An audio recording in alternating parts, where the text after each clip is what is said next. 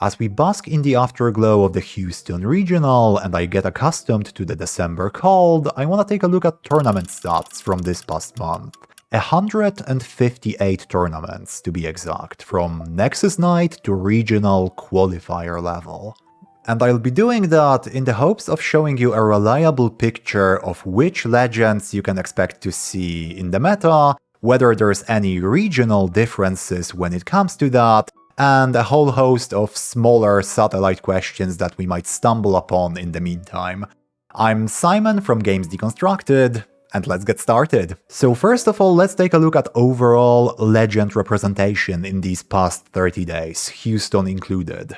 I'm going to be using top cut representation for this metric mostly, since a lot of this tournament data is electively updated by tournament organizers or even players themselves, so a lot of the tournaments on our list don't go beyond the top 8, or in some cases even beyond the top 4 or top 2. So the lower the number after that top part, the more reliable our data is going to be. And looking at our overall top 8 representation, we've got a runaway favorite in Kai'Sa with 37.95%, followed by Master Yi with 14.54%, Annie with 9.56%, and Victor, Seth, and Timo between 7.62% and 6.23%. If we look to compare China versus the West, since we know metagames in these two regions look somewhat different, we see that China is pretty much a 2-deck format, with Kai'Sa over 40% and Yi slightly higher as well, at 17.63%. So these two would sum up to about 61% of the metagame, with the most drastic drop-off points being Annie, followed by Timo. Whereas in the West, we see more of a 3-deck format, Kai'Sa being a third of it, and Master and Annie vying for that number 2 spot at roughly 12% each. Victor, Timo, and Seth play the role of rogue decks, with a very real possibility of placing high as well, and 7 to 8% representation each. Looking at the West, if we narrow our scope down to just the top 4s, it's a very similar picture. Annie overtakes Yi very slightly, but within the realm of statistical error, I would say. The effect stays quite constant if we look at just the top 2s as well, with 2 notable changes. Number 1 is Victor falling off a bit, and the other is Timo actually rising to nearly 10% representation in these tournament finals, with 17 out of 179 known finalists in our sample playing the Rat Bastard. So how would I interpret this sort of data? First of all, it's beyond any doubt that these 3 top decks are very strong, and playing them may lead players towards a higher finish than they would otherwise have. That's kind of the obvious takeaway from any sort of top 8 representation dataset. On the other hand, we have to consider what I would call the local grinder effect. If there's an ex-MTG pro, or maybe a couple in your local community, when they start to play a new game, they will most likely pick up whatever is believed to be the best deck in the format. Since the same people are most likely going to take those local tournament victories no matter which deck they're on, it creates a sort of feedback loop. There's a bubble of the best pilots playing what are already the best decks, boosting their win rates, their representation rates even higher. It's kind of a rich get richer scenario. But these same players may very well decide to switch off these best decks with enough practice time. And indeed, we've heard news about certain players who put in a lot of practice with, for example, Kai'Sa, switching to other decks like Misfortune for the Houston Regional. Now, another interesting data slice, if we only consider Western tournaments with 30 plus participants, we see an even more pronounced concentration around the top 3 decks, with them taking up 64.65% of top 8s in these tournaments. One interesting tidbit that I also thought to check, since Yi is the second most popular deck in our sample, is how many of those Yi decks are Aurora versus Midrange. And just in case you're not super familiar with Master Yi, the deck can be played using one of these 2 variants. There's a greedier one that ramps over multiple turns to plop down Aurora and start airdropping predators on you, and one without Aurora that runs a lot of the same top-end creatures like the Dead Blooms or the Eggplants, but chooses to play them from hand, while also preserving the ability to contest battlefields in the early game with cards like Stalwart Poro or Pit Rookie. Now going even further, there's going to be certain builds that play Aurora main and the early game suite of creatures in the sideboard, allowing the deck to switch modes mid-match. But for now, we are only concerned with whether they play Aurora in the main or not. The Aurora shell was what we've seen in the Wuju Bladesman's initial appearances, especially so in China.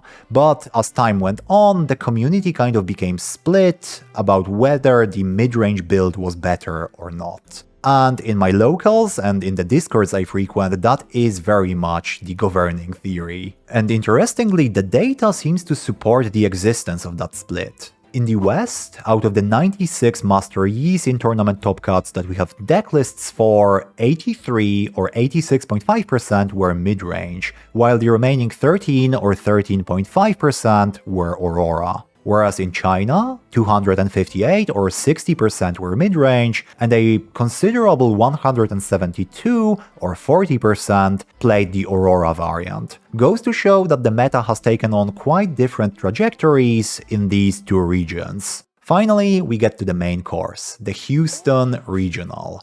Is it going to follow the same meta trends, or is there going to be an interesting new development here? We will find out soon, but first, if you're not already subscribed to the channel, I would very much like to invite you to do so. There is more Riftbound content coming. Now, for Houston, we have the good fortune of having legend data for the entire field, so we can be a bit more thorough in our analysis. Champion popularity is about what we would expect based on our top 8 analysis before. 59% of the field is one of our top 3 decks, with Kai'Sa being the most popular and Yi slightly outperforming Annie on the popularity front. We see significantly less victors than in our kind of overall population, which is not that unexpected. It's believed to be more of a budget deck, and both increased card availability over time, since Houston is one of the most recent events in our sample, and the more serious nature of the event, it being a regional qualifier, are going to decrease any budget deck's popularity.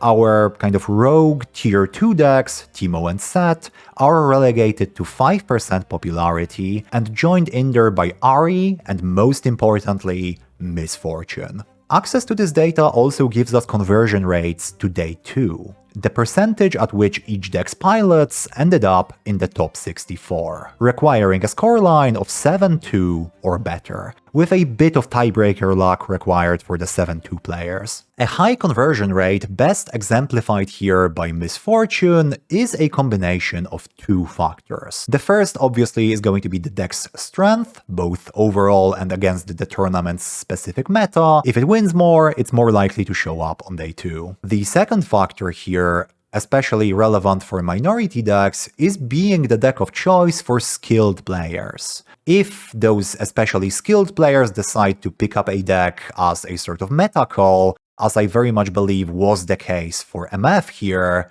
that is going to increase the deck's conversion rate significantly. Because again, a deck can pull a player towards those higher placements, but equally, a very skilled player can pull any deck towards those same high placements as well.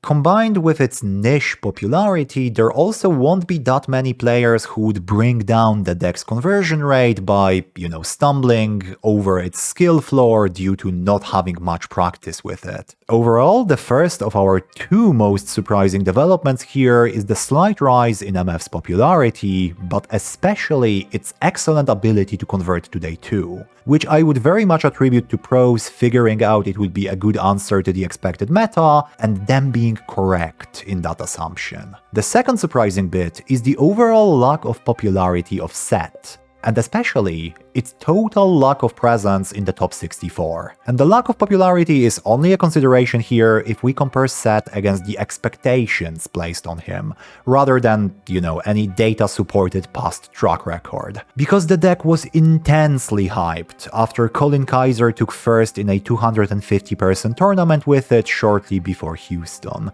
leading to a rather rapid increase in the price of Showstopper, which the deck placed 3 of nearly without exception.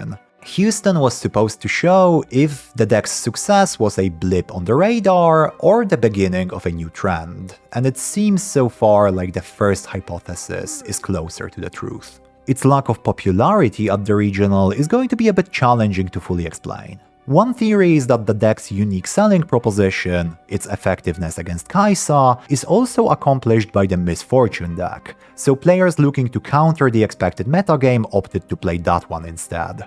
Sheer random chance is also fully possible. We know of set players who finished just one win shy of top 64, and Ahri is another legend with similar popularity and 0 appearances on day 2, so Set is not alone in that boat. Overall, my expectations for December are that you'll see a bit more players experimenting with Annie and Misfortune in your locals, though I don't see that many players abandoning Master Yi or Kai'Sa if they've already been playing those decks. There might be a couple of percentage points of drop-off of fair-weather players abandoning Kai'Sa now that it's no longer the undisputed top dog, as Houston showed.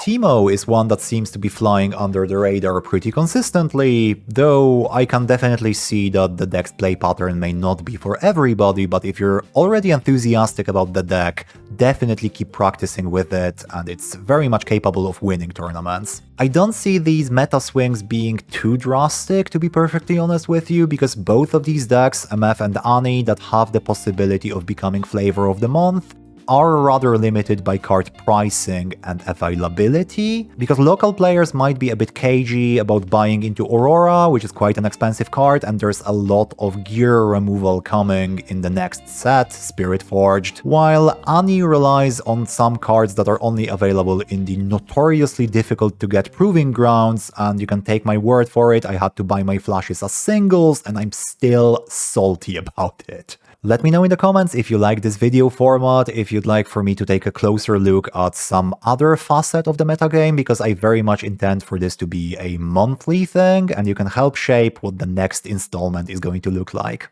Thanks a lot for watching, and a special thank you goes to the supporters over on patreon.com/gamesdeconstructed who got to read the script for this video a couple days early, especially so to Anna Schulz, ASAS, and Jakub Burdun. Thanks a lot for watching, and I hope to see you in the next one.